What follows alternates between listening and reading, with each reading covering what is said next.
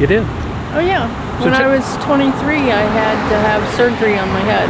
Oh wow. And It turned they out shaved, well, they shaved me down to, I guess, bristle. I don't know what you call it.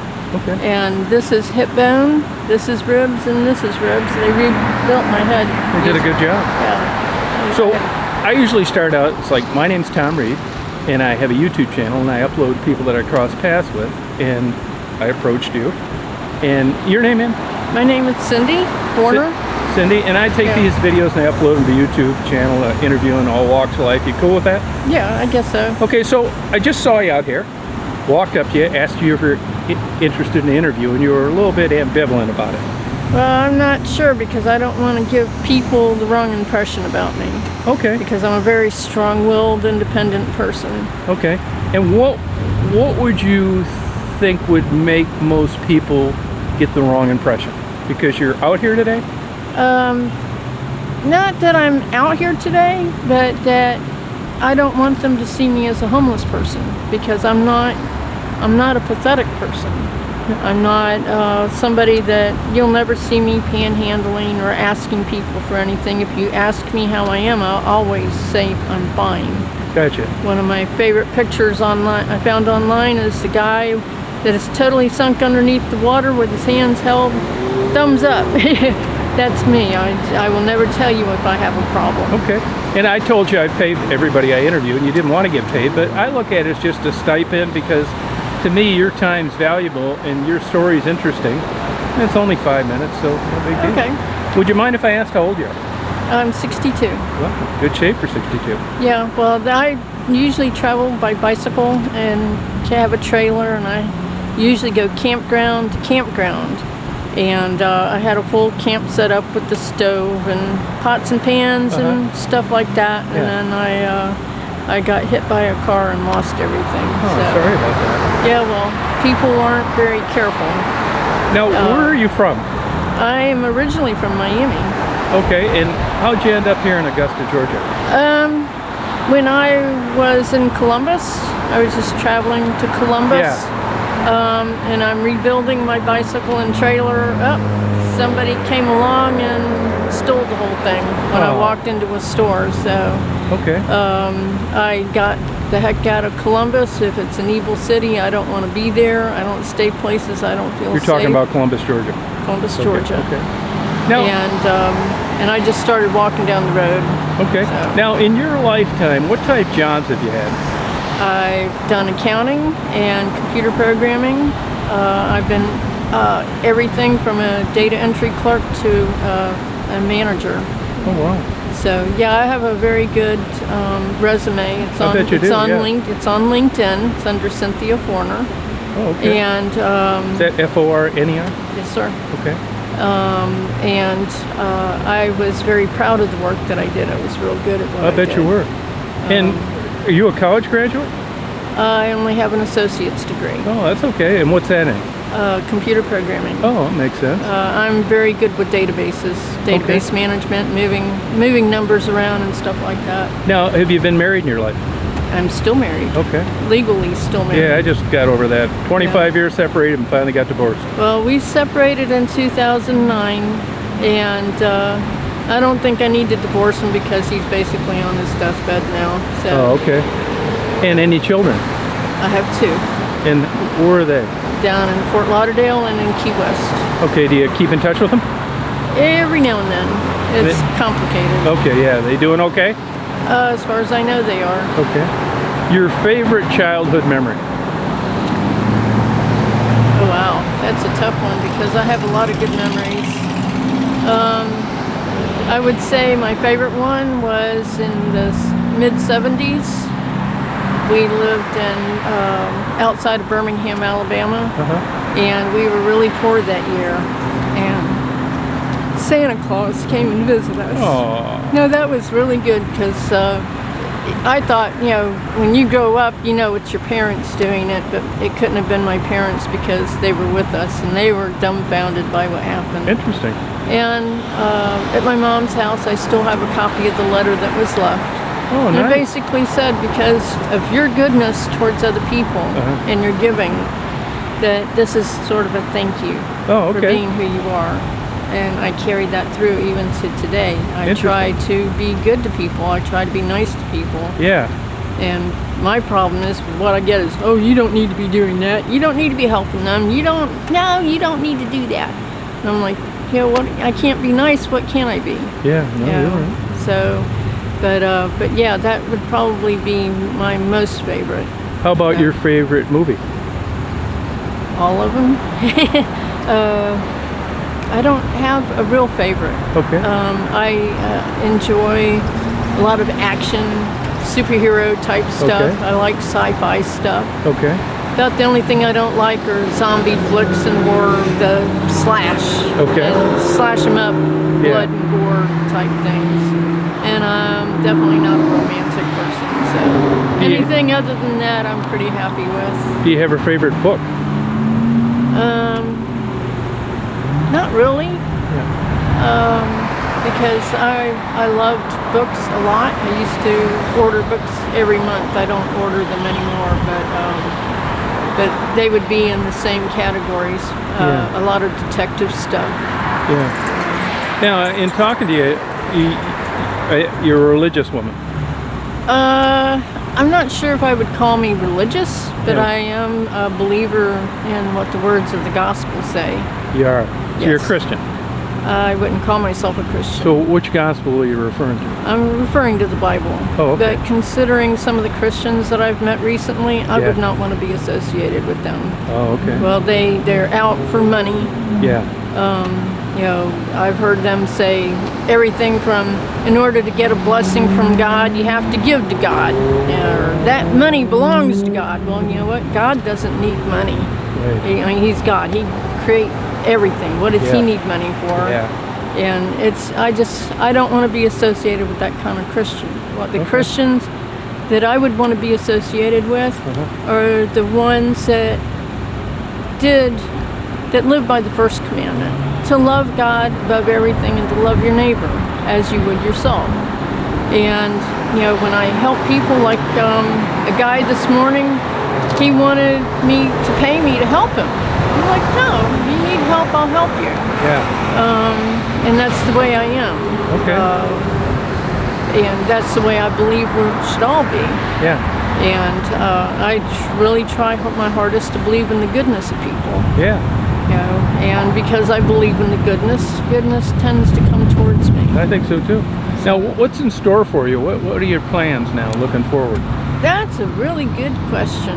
I don't really have a plan because everything is all messed up at the moment. I don't have anything that I need to be me. Yeah. I get a couple dollars and I go and hit the dollar store first and get what I can. Yeah. But save enough that I can have lunch or dinner for tomorrow. Yeah. Or I'll hit the craft store and I'll spend as little as I can to keep my hands busy. Yeah. But last year I lost my laptop, so I can't do programming anymore. Oh. And this year I basically lost everything else except for my phone. And I honestly don't know the direction I'm going to go. Okay. Have you tried homeless shelters? I did one time, a couple times. One don't ask me why, I took a hike to California, and on my way back, when I got to Oklahoma City, there was an ice storm. And I honestly, common sense said my tent cannot stand up to an ice storm.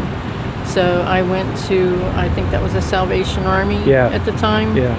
And I didn't like the fact that men were constantly walking through the women's section to go to the bathroom. Yeah. So no privacy. No, none at all. And then the other time was down in South Florida when it got really cold down there one night. And they opened a cold night shelter and I went to it. And once again, a man went into the ladies area. And I went to one of the volunteers and said, there's a man in the women's bathroom. And considering that one was completely separate, he had no business being there. And I ended up getting kicked out of there at 2 a.m. because I reported him.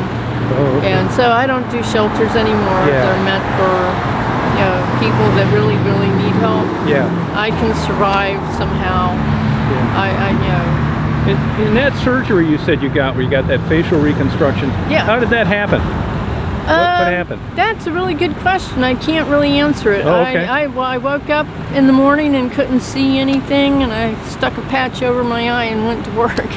And later that day when my dad saw it, he took me to the hospital, and it had turned out that my eye had actually dropped down a little bit. And they said the bone went bad. They called it fibrous dysplasia. And the bone just basically went bad. Oh, okay.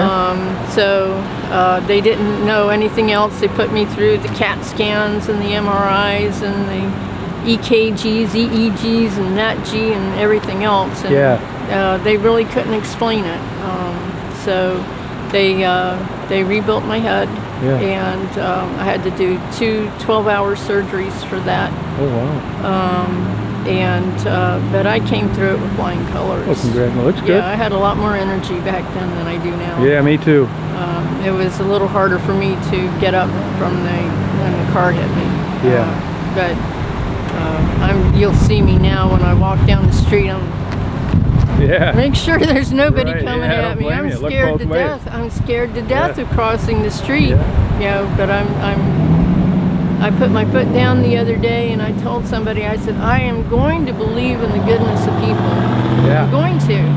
And when I put my foot down the other day, it's like people started stopping and letting me cross rather than continuing to go, which is really cool. Yeah, I think it is too. Yeah, and I appreciate it. I still don't trust it, but I still look over my shoulder. But yeah, when you get hit by a car, you tend to not forget it. Yeah, I believe that. Yeah.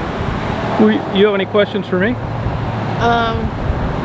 Well, I know you said you did this YouTube channel. Yeah. What exactly? You just interviewed different people? Yeah, all I over the interviewed nation? different people. I mean, I'm from Detroit originally. I live down here now, and it started out, I've always done like a lot of photography. I like nighttime photography. I like abandoned buildings, blight, that kind of thing. And I would run into a lot of prostitutes at a place where I would buy the newspaper and get a coffee. Yeah. And they were always so kind to like stray animals, these prostitutes. I'd see them like buying hot dogs and bread for the birds. And, you know, just, you know, their life wasn't going that great. And I just struck up a conversation with them because I always found it so interesting and how they got there and were they trying to get out and that kind of thing. And honestly, that's how it all started. You would like my pictures then. Oh, really? Well, I rescued a dragonfly the other day. I'm that same way. Yeah, I do beekeeping, but I don't take any of the honey, that kind of thing. Oh, really? Yeah. Well, I just, when I come across a critter that needs help, I get it. Usually I have a kitten with me, but at the moment I don't. Do you know Chaos? Chaos? Guy that's homeless that's around here? Oh, I don't know anybody around Oh, okay, here. yeah, he's always got kittens with him as well. Oh, really? You've been in this area then for how long? About a week, maybe. And you heading out or staying around a while? I'm leaving because, like I told the guy this morning, you know, if I stay here, I'm going to starve to death. No, no, you're not. I'll make sure you're well, because I'm not a panhandler, so... Yeah. What keeps you from panhandling? I mean, it's people... It's more... That's kind of a tough one because I don't feel it's right for me to do things for selfish reasons. Yeah. Panhandling would be to get money for me. Right. Which would be selfish. And I'm supposed to be helping people to be better, to have better lives, to, you know, grow in knowledge and, you know, give them the encouragement that they need to move forward in life. Yeah. I'm not supposed to be doing things for me. So, it's hard to survive thinking that way though, isn't it? Up until April, no. Actually, it wasn't. Okay. I was doing very well. I've actually been out on the street pretty much 100% of the time since 2013. Oh, wow. And I had, like I said, I had a whole tent camping set up, and I would travel campground to campground, usually between North Carolina and South Florida. Yeah. And it just got destroyed. So. But I would help people as I went along the way. I never had to worry about money. Money just always sort of flowed to me. Yeah. I can't really explain that, except that, one person said I was doing a good job for Jesus, and that's the only way I can explain it. Oh, okay. well, I started to question if I was supposed to be out here. Do I believe I'm supposed to be out here? Nah, I don't. But I've adapted to it. Yeah. But since April, it's been weird. It has. It's been very weird. Have you learned some positive things from being out on the road? I've learned that there's more good people out there than what the news says. No, I believe that too. I believe if you stop listening to what Joe Schmo or, what's his name's, what they say about everybody, Yeah. if you stop listening to them, you'll see something so much better.